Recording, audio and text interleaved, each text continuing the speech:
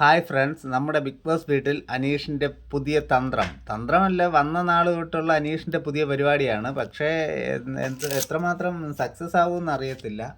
പുള്ളി ആരോടും അധികം സംസാരിക്കാറില്ല. കാര്യം പുള്ളിയുടെ ഗെയിമിൻ്റെ പ്ലാനാണത്. മിക്കവാറും എനിക്ക് തോന്നുന്ന ഒരു 10-15 ദിവസം പുള്ളി ഇങ്ങനെ തന്നെ ആയിരിക്കും. അത് കഴിഞ്ഞ് അടുത്ത ഗെയിം പ്ലാനുമായിട്ട് ഇറങ്ങും.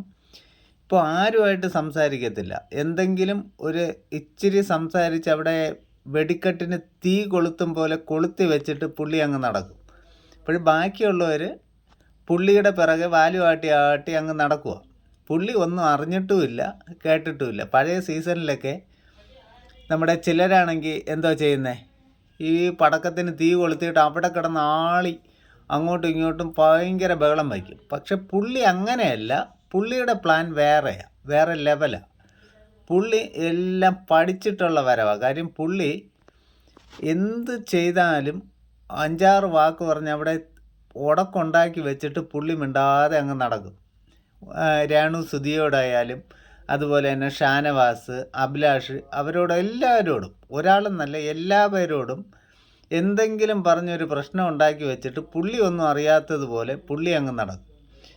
പിന്നെ അതാണ് പുള്ളിയുടെ ഇപ്പോഴത്തെ സ്ട്രാറ്റജി. കാര്യം പുള്ളി തന്നെയാണ് അതിനകത്ത്. ഇപ്പോൾ പുള്ളി ഉള്ളതുകൊണ്ടാണ് ഈ ബിഗ് ബോസ് ഇപ്പോൾ ഈ സീസൺ 7 ഈ 2 ദിവസം കൊണ്ട് ഒന്ന് ആളി കത്താൻ തുടങ്ങി. അല്ലാതെ ആരും അധികമായിട്ട് അവിടെ പ്രശ്നങ്ങൾ ഉണ്ടാക്കുന്നില്ല. പിന്നെ രേണു സുധിയും അതുപോലെ തന്നെയാണ്. രേണു സുധി എന്ന് പറഞ്ഞു കഴിഞ്ഞാൽ അയ്യോ തലവേദന എന്ന് പറഞ്ഞ് നടക്കുന്ന ആളാണ്.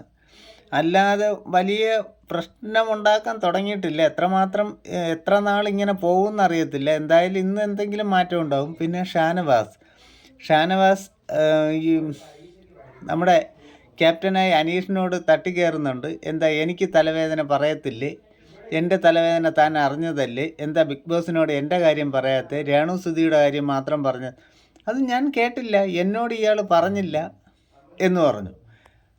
അപ്പോഴും അനീഷ് എന്തോ ചെയ്യുന്നത്, ഇത്രയും പറഞ്ഞിട്ട് അനീഷ് അങ്ങ് പോവുകയാണ്. പിന്നെ ഷാനവാസ് ഇവൻ്റെ പുറകെ അങ്ങ് ഓരോന്ന് പറഞ്ഞ് നടക്കുകയാണ്. പക്ഷേ പുള്ളി ഒന്നും അറിഞ്ഞിട്ടില്ല, ഒന്നും അറിയാത്തതില്ല. രാമനാരായണ എന്ന് പറഞ്ഞ് പോക്കറ്റിനകത്ത് കയ്യും ഇട്ട് പുള്ളി അങ്ങ് നടക്കുന്ന രീതിയിൽ അങ്ങ് പോവുകയാണ്.